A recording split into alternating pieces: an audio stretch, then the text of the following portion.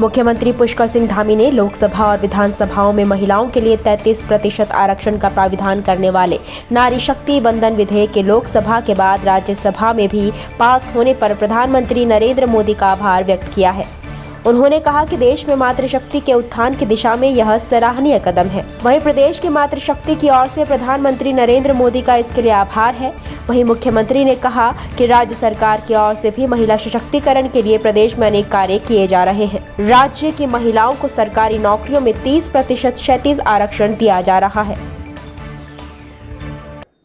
UCC का कार्यकाल बड़ा है और इस कार्यकाल में हमें पूरी उम्मीद है कि हमको संकलन मिल जाएगा और संकलन मिलते ही हम उसको लागू करने की दिशा में आगे बढ़ेंगे।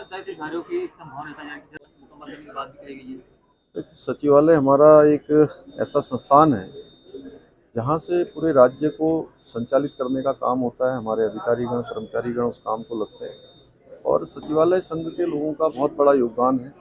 राज्य को आगे बढ़ाना है, राज्य को हर दिशा में श्रेष्ठ राज्य बनाना है, हर क्षेत्र में हमको विकास की योजनाओं को धरातल पर उतारना है। तो उसके लिए हमारे अधिकारियों का, कर्मचारियों का निश्चित रूप में उसमें पूरी तरह से सम्मिलन, पूरी तरह से सहयोग, पूरी तरह से उत्तरदायित्व, एक कार्य व्यवहार होना चाहिए। और हमारे सचिवालय संघ के लोगों ने आज निश्चित रूप में उस दिशा में एक अच्छी पहल की है अपने मनोयोग से कि वो सब लोग राज्य को आगे बढ़ाने के लिए काम करेंगे। मुझे पूरा विश्वास है कि नई कार्यकारिणी उस दिशा में बहुत अच्छा काम करेगी और हम सब लोग मिलकर राज्य को आगे ले जाने का काम करेंगे। एक्चुअली उत्तराखंड सचिवालय से ही पूरे प्रदेश की जो है दिशा निर्देश जारी होते हैं, नीति का फैसले यहाँ ले जाते हैं। तो यहाँ पे सचिवालय कर्मचारियों की बहुत महत्वपूर्ण भूमिका होती है कि क्योंकि इसके लिए हमने एक संकल्प लिया है, कार्यक्रम बहुत अच्छे ढंग से कर रहे हैं पहले से कि हम और ज़्यादा इसमें सहयोग करेंगे और जितना हो सकेगा उसके लिए हम पूरी तरह से हम माननीय मुख्यमंत्री जी के अनुसार ही हम कार्य को। उत्तराखंड में काफी लंबे समय से धामी कैबिनेट के 4 पद खाली चल रहे हैं, तो वहीं 70 से ज्यादा दायित्व खाली पड़े हैं, जिन्हें भरने के लिए भारतीय जनता पार्टी के संगठन और सरकार के बीच काफी लंबी बातचीत चल रही है। अब जाकर भारतीय जनता पार्टी के प्रदेश अध्यक्ष महेंद्र भट्ट ने इशारा किया है कि जल्द ही दायित्व बांटे जा सकते हैं, जिसके लिए प्रदेश के मुख्यमंत्री पुष्कर सिंह धामी से उनकी वार्ता पूर्ण हो चुकी है। बीजेपी प्रदेश अध्यक्ष महेंद्र भट्ट ने कहा कि दायित्व को लेकर पार्टी में चर्चा हो चुकी है और अब जल्द ही मुख्यमंत्री पुष्कर सिंह धामी की ओर से दायित्वों का बंटवारा किया जा सकता है। देखिए, किसी भी विपक्ष को अपने विषय रखने का नैतिक अधिकार है। पहली बात तो हम सुबह प्रश्न खड़ा कर रहे हैं, जब मामला न्यायालय पे हो तो न्यायालय के प्रति अविश्वास प्रदर्शन करने का कांग्रेस काम कर रही है। और कल तो अभी तो केवल शब्दों में कहा जाता था कि कांग्रेस हमारी संस्कृति का अपमान करती है, लेकिन कल मातृशक्ति के बाल मुंडवा कर, मैं नहीं मानता कोई बहन स्वतः अपनी मर्जी से बाल मुंडवा रही हो, बाल मुंडवा कर हमारे उत्तराखंड की उस सनातनी संस्कृति को अपमानने के बहुत तरीके हैं विरोध करने के। उपवास हो सकता है, धरना हो सकता है, गिरफ्तारियां हो सकती हैं, लेकिन देवभूमि के अंदर मुंडन करके मातृशक्ति का अपमान करने का काम भी कांग्रेस के लोगों ने किया है, जिन्होंने उनको राय दी, जिन्होंने उनको प्रेशर दिया। बैरीनाग नगर में 5 दिवसीय गणेश उत्सव का आयोजन किया जा रहा है, जिसमें विभिन्न कार्यक्रमों का आयोजन किया जा रहा है। गणेश उत्सव को लेकर बच्चों से लेकर बुजुर्गों तक में काफी उत्साह देखने को मिल रहा है। दिन भर स्थानीय महिलाओं के साथ कीर्तन भजन के साथ ही प्रतिदिन भंडारे का आयोजन किया जा रहा है। बाजार में गणेश उत्सव की भव्य झांकी निकाली गई, जिसमें लोग जमकर झूमे। गणेश उत्सव के आयोजक अमित मराठा ने बताया कि दूसरी बार यहां पर गणेश उत्सव का आयोजन किया जा रहा है, जिसमें सभी नगर वासियों का सहयोग मिल रहा है। मेरा नाम समृद्धि है। हम यहाँ पे गणेश चतुर्थी बना रहे हैं। ये हमारी परंपरा है और इसे महाराष्ट्र में काफी धूमधाम से मनाया जाता है, जोरों शोरों से। और इस साल पिछले साल से हमने इसे रखा है और हम इसे 4 दिन रखते हैं और 5वें दिन विसर्जन होता है। हम इसे 7 या 11 दिन भी रख सकते हैं। हम आज इस साल ये दूसरी साल मनाया जा रहा है गणेश चतुर्थी का। तो मैं यहाँ दूसरी बार आई हूँ आज, और मैं एक छोटी सी शहर बागी से बिलोंग करती हूँ और मैं यहाँ बेरीनाग में अभी फिलहाल किराए पे रहती हूँ। तो मुझे भी बहुत अच्छा लगा यहाँ पे बेरीनाग में जो ये आयोजन मनाया जा रहा है, महोत्सव हो रहा है यहाँ पे, इसकी गणेश स्थापना की बहुत शुभकामनाएं सभी लोगों को। हमें भी यहाँ पर आज भंडारा है। ये लोग 3 या 4 या 5 या 6 दिन के लिए रखते हैं इस यहाँ पे गणेश भगवान को। और कल यहाँ से ये शेरा घाट में होता है इसका, तो बड़ी अच्छी तरीके से धूमधाम से मनाया जाता है इनका। यहाँ पर बैजनाथ में गणेश महोत्सव 5 दिन का बनाया जा रहा है।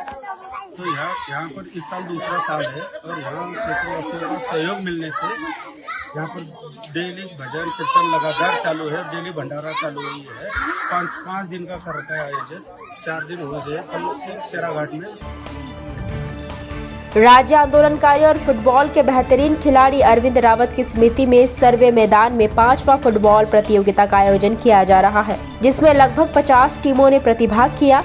इस प्रतियोगिता में टिहरी, रुड़की, देहरादून, पौंटा के अलावा मसूरी के लोकल क्लब भाग ले रहे हैं। उत्तराखंड बेरोजगार संघ के अध्यक्ष बॉबी पवार ने प्रतियोगिता का शुभारंभ किया। इस मौके पर शहर के विभिन्न गणमान्य व्यक्तियों ने भाग लिया। इस अवसर पर उत्तराखंड बेरोजगार संघ के अध्यक्ष बॉबी पवार ने कहा कि खेलों के प्रति युवाओं के रुझान को देखकर वह काफी प्रभावित हैं। उन्होंने कहा कि उत्तराखंड से अनेकों खिलाड़ियों ने राष्ट्रीय अंतर्राष्ट्रीय स्तर पर प्रतिभाग किया है और उत्तराखंड का नाम रोशन किया है।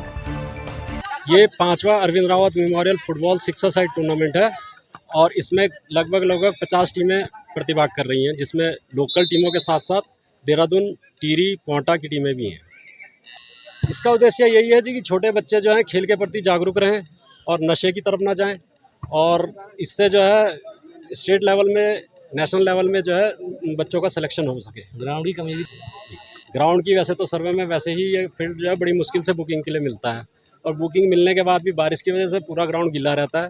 इसे मेंटेन करने में काफ़ी मेहनत करनी पड़ती है, पर यह है कि बच्चों को खेल का बढ़ावा देने के लिए हम हर साल आ जाते हैं इसमें। अपने दिव्यांगत भाई स्वर्गीय श्री अरविंद रावत जी की पुण्यतिथि में उन्हें श्रद्धांजलि अर्पित करना चाहूँगा और धन्यवाद देना चाहूँगा कमेटी का कि जिन्होंने उन्हें आज भी अपने बीच में जिंदा रखा है, उनकी यादों को जिंदा रखा है। इस खेल के माध्यम से, इस प्रतियोगिता के माध्यम से हम क्या संदेश दें, पर ये लगातार संदेश हमेशा जाता है कि युवाओं को नशे से दूर हटकर खेल के प्रति जागरूक होना चाहिए। और जो भी इस धरती पर जन्म लेता है, हर एक व्यक्ति के अंदर कुछ ना कुछ ऐसे गुण होते हैं जो दूसरे से अलग करते हैं। और मुझे ये कहते हुए बड़ा हर्ष हो रहा है कि हमारे इस उत्तराखंड की पावन धरती से बड़े बड़े खिलाड़ी यहाँ से आगे नेशनल इंटरनेशनल खेले हैं। तो मैं ये भी कहना चाहता हूँ कि अभिभावकों को ये देखना चाहिए कि अपने उस बच्चे के अंदर उस गुण को ज़रूर पहचानिए। अगर आपके बच्चे की रुचि किसी खेल में है और उस खेल में अच्छा कर पाते हैं, तो अगर आपको शुरू में लगता होगा कि मेरा बेटा इंजीनियर, डॉक्टर बन जाता तो अच्छा है, परंतु मैं ये कहना चाहता हूँ कि जिस फील्ड में उसकी रुचि होगी, अगर उस फील्ड में उसे प्रेरित किया जाए, उस फील्ड में उसको मार्गदर्शित किया जाए, तो वहाँ पर वो अच्छा कर सकता है। और हमारे पहाड़ों में यही ज़्यादा थोड़ा बहुत इसकी समस्याएं रही है कि हम नौकरी की तरफ ज़्यादा भाग रहे हैं, परंतु मैं ये कहना चाहता हूँ कि आज के परिप्रेक्ष्य में अगर खेलों में देखा जाए तो राष्ट्रीय और अंतर्राष्ट्रीय स्तर पर इतना स्कोप है। अगर कोई प्रतिभा यहाँ से निकल कर जाती है तो कहीं ना कहीं हमारे क्षेत्रवासियों के लिए, उत्तराखंड वासियों के लिए, देश के लिए बड़े गर्व की बात है। प्रदेश के बेरोजगारों की लड़ाई लंबे समय से लड़ रहे बॉबी पवार का मसूरी पहुंचने पर शहर कांग्रेस कार्यकर्ताओं ने पार्किंग प्रांगण में स्वागत किया और शॉल भेंट कर सम्मानित किया। इस मौके पर शहर कांग्रेस ने प्रदेश में हो रहे भ्रष्टाचार के खिलाफ लड़ रहे बॉबी पवार के साथ खड़े होने का भरोसा दिलाया। वहीं बॉबी पवार ने कहा कि भर्ती घोटाले के आरोपियों को जमानतें मिलना सरकार और जांच एजेंसियों की लापरवाही है, इसी कारण सीबीआई जांच की मांग की जा रही है। देखिए, पहले तो आपका धन्यवाद करना चाहूँगा और मैं ये कहना चाहूँगा कि भर्ती घोटाले के जो आरोपी हैं उनको लगातार जमानतें मिलना ये सरकार की नाकामी है, ये हमारे जो जांच एजेंसियां हैं उनकी नाकामी है। और दूसरी बात ये है कि हम अगर सीबीआई जांच के लिए आंदोलन कर रहे हैं, मगर लगातार 200 दिन से अधिक अभी तक धरना हमारा चल रहा है, तो सिर्फ इसलिए चल रहा है कि सीबीआई जांच हो। अब सीबीआई जांच क्यों चाहिए ये आपको समझना पड़ेगा। आपने देखा होगा कि बड़े बड़े परीक्षा माफिया, वो चाहे उत्तर प्रदेश के कुछ परीक्षा माफिया हो, चाहे हमारे उत्तराखंड के जो परीक्षा माफिया थे, वो आज जमानत पर बाहर आ रहे हैं और उनको बाहर लाने में सरकार सहयोग कर रही है। उनकी जो हमारे सरकारी वकील लोग कमज़ोर पैरवी कर रहे हैं, उन्हें वो पैरवी वो मजबूती से कर नहीं पा रहे। और जो जांच एजेंसियां हैं वो कहीं ना कहीं उस अस्त्र को ढीला छोड़ती जा रही है जिससे उनकी नब्ज़ को पकड़ा जा सके। अब इसलिए अगर सीबीआई आती है, क्योंकि प्रदेश की जो जांच एजेंसियां वो निश्चित रूप से प्रदेश सरकार के, यहाँ के बड़े नेताओं के और बड़े अधिकारियों के दबाव में काम करती है, इसीलिए हमने ये भी पहले से कहा था कि इस जो भर्ती घोटाले की जो श्रेणी है, जो इसकी जो पंक्ति है वो बहुत लंबी है। वो पंक्ति सचिवालय से लेकर मुख्यमंत्री आवास तक और विधानसभा तक वो पहुंची हुई है। तो यहाँ पर बैठे बड़े अधिकारी, बैठे जो बड़े नेतागण हैं, उन तक हमारी एसटीएफ क्या हाथ पहुंचा पाएगी? क्या हमारी एसआईटी उनके गिरेबान तक हाथ डाल पाएगी?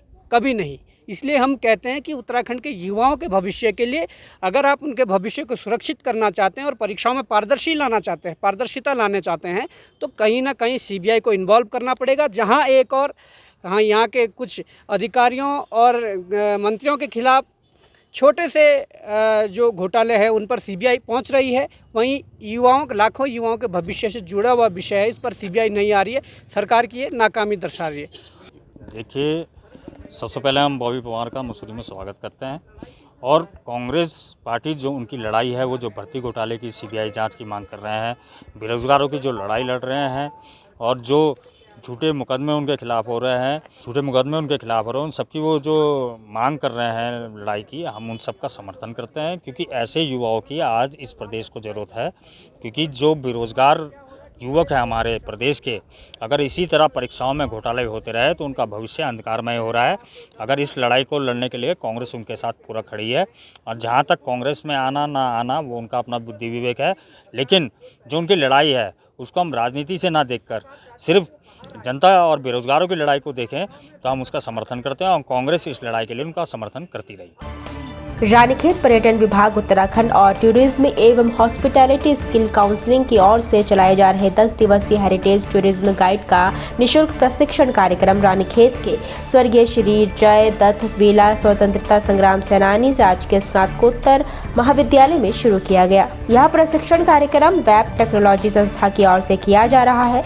संस्था ने पहले भी 400 छात्र छात्राओं को ट्रेनिंग दी है। वर्तमान में रानीखेत में चल रहे प्रशिक्षण का उद्घाटन संयुक्त मजिस्ट्रेट जयकिशन और सेवानिवृत्त प्रोफेसर डॉक्टर अनिल जोशी के उपस्थिति में हुआ।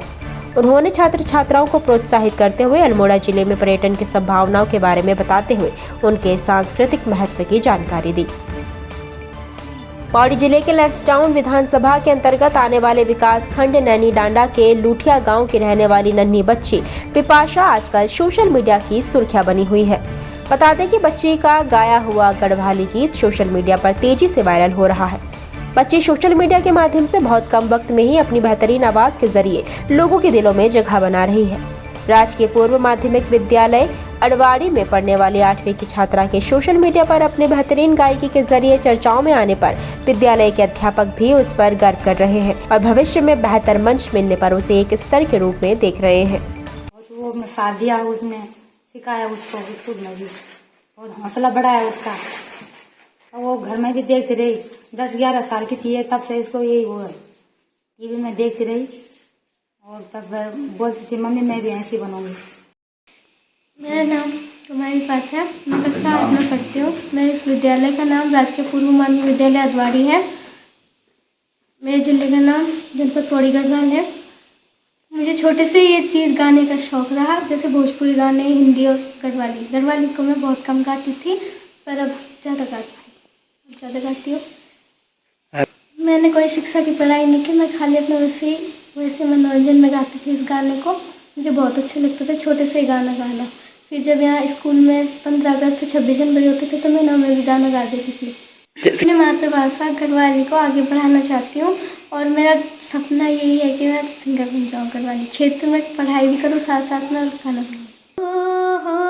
मैं सुलपा की साज, मैं सुलपा की साज, द्विबाचान बजोले दे। हमारी ये लड़की जो है यहाँ स्कूल में जो है मतलब बहुत अच्छे ढंग से प्रतिभा करती थी सांस्कृतिक प्रोग्रामों में, और हमें बड़ी खुशी हुई। और यहाँ पर जो है अध्यापकों ने भी इसको जो है मतलब वो किया, सहयोग किया, जिससे ये सोशल मीडिया पे वायरल हो गई और हमें इससे बड़ी खुशी हुई। इस लड़की की मदद की जाए, इसको आगे बढ़ाया जाए, ये गरीब छात्रा है, गरीब परिवारों की है और हमारा जो है मतलब जो लोग इससे संबंधित हैं उनसे आग्रह है कि इस लड़की को प्रोत्साहित करें, आगे जो है मौका दें। कल हमने एक गाना सुना सोशल मीडिया पे, फेसबुक पे, तो बहुत अच्छा लगा। फिर हमने पास में ही गांव की है ये लड़की, हम आज जहाँ आए हैं स्कूल में, मेरे भी पास में गांव है। बहुत ही अच्छी आवाज़ है लड़की की और कल से और आज तक कम से कम 8-10 लाख लोगों ने व्यू चले गए। तो कहीं ना कहीं इसको मौका मिलना चाहिए, कहीं बड़े मंच पे हमारे जितने भी लोग कलाकार हैं, नेगी जी हैं या कोई भी अदर कलाकार हैं हमारे जो उत्तराखंड के हैं, कहीं ना कहीं इसको मौका दें। ये बहुत ही बढ़िया टैलेंट है और ये बहुत अच्छा कर सकती है आगे आने वाले टाइम में। भारतीय जनता पार्टी महानगर कार्यालय पर देश के प्रधानमंत्री नरेंद्र मोदी के जन्म दिवस पर सेवा पखवाड़े के रूप में महानगर अध्यक्ष के नेतृत्व में करणपुर नगर मंडल युवा मोर्चा की ओर से रक्तदान शिविर का आयोजन किया गया। कार्यक्रम का उद्घाटन भारतीय जनता पार्टी के प्रदेश अध्यक्ष महेंद्र भट्ट ने किया। साथ ही सभी युवाओं और करणपुर युवा मंडल मोर्चा के सभी कार्यकर्ताओं के साथ रक्तदान शिविर में रक्तदान कर देश के प्रधानमंत्री नरेंद्र मोदी को जन्म दिवस और दीर्घायु की कामना की।